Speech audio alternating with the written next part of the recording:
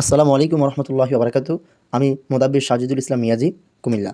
আমি কোরআনের চিকিৎসা করে থাকি, রুকাইয়া তদবির, আপনার জিন, জাদু, কুফুরি, বান্টনা এগুলি নিয়ে কাজ করে থাকি। আমরা অফলাইনে আলহামদুলিল্লাহ নিয়মিত অসংখ্য অগণিত মানুষের কাজ করছি কোরআনের চিকিৎসার মাধ্যমে।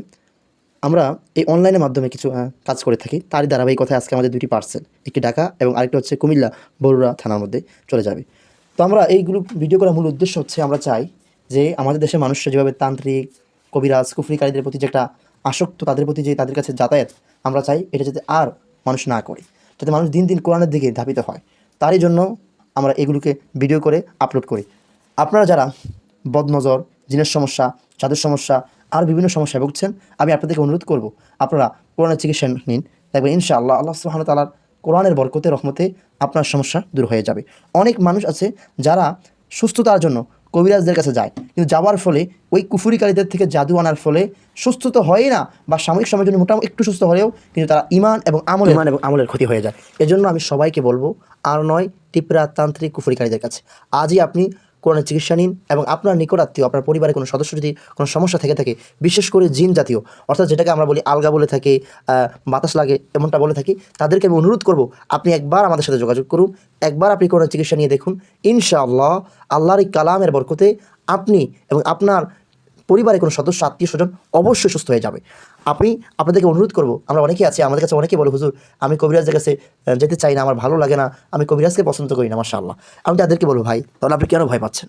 আমি তাদেরকে বলবো বোন আপনি কেন ভয় পাচ্ছেন? এবং আমাদের মধ্যে অনেক ভাই বোনেরা আছে যারা কবিরাজদের কাছে এতটাই যাতায়াত করে যে নিজেকে সুস্থ করার জন্য, কিন্তু সুস্থ তো হয় না, বরঞ্চ আর ক্ষতির সম্মুখীন হয়। সুস্থ তো হয় না, সাময়িক সময়ের জন্য একটু উপকার পেলো, কিন্তু এটা ইমান এবং আমল, এবং পরবর্তীতে এটা আপনাকে শারীরিক মানসিকভাবে ক্ষতির সম্মুখীন করে ফেলে। এজন্য আমার আপনার মূল পরিচয় হচ্ছে আমি একজন মুসলমান, আপনি একজন মুসলমান, আপনি এক আল্লাহর বান্দা, আপনি মুহাম্মদ সাল্লাল্লাহু আলাইহি সাল্লামের উম্মত। আপনাকে মরতে হবে, পরকালে যেতে হবে, আপনাকে হাসরের ময়দানে আল্লাহর সামনে হিসাব দিতে হবে। সুতরাং কুফুরি কালাম, এই টিপরা তান্ত্রিকদের কাছে গিয়ে নিজের ইমান আমলকে এবং আখিরাতকে, কবর জগৎকে আপনি আপনার জন্য কঠিন বানাবেন না, দয়া করে কঠিন বানাবেন না।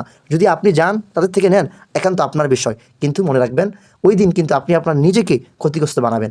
এটাই কোরআনের কথা। হাসরের ময়দানের ভয়াবহ একটা চিত্র হবে যে মানুষ ওই দিন বলবে ইয়া লাইতানি লাম উতা কিতাবিয়া ওয়ালাম আদরি মা হিসাবিয়া। হে আল্লাহ, এটা কেমন আমলনামা, কেমন সার্টিফিকেট, এর মধ্যে সব আছে। আমার জীবনের ছোট্ট ছোট্ট ভালো কাজ এগুলো আছে, আমার জীবনের ছোট্ট ছোট্ট ভাব এগুলো আছে। ওই দিন মানুষ আফসোস করবে ওয়ালাম আদরি মা হিসাবিয়া। হে আল্লাহ, আজকে আপনি আমাকে মাটি বানাইয়া দেন, মাটি বানাইয়া দেন, মাটি বানাইয়া দেন। চিন্তা করেন সেই কঠিন মুহূর্তে, এমন একটি মুহূর্ত হবে যে সমস্ত নবী আলাইহিস সালাতু ওয়াস সালাম তারাও পর্যন্ত ওই দিন ইয়া নাফসি বলবে, শুধুমাত্র আমাদের নবী ব্যতীত। তাহলে আসুন কোরআনের চিকিৎসা নেই।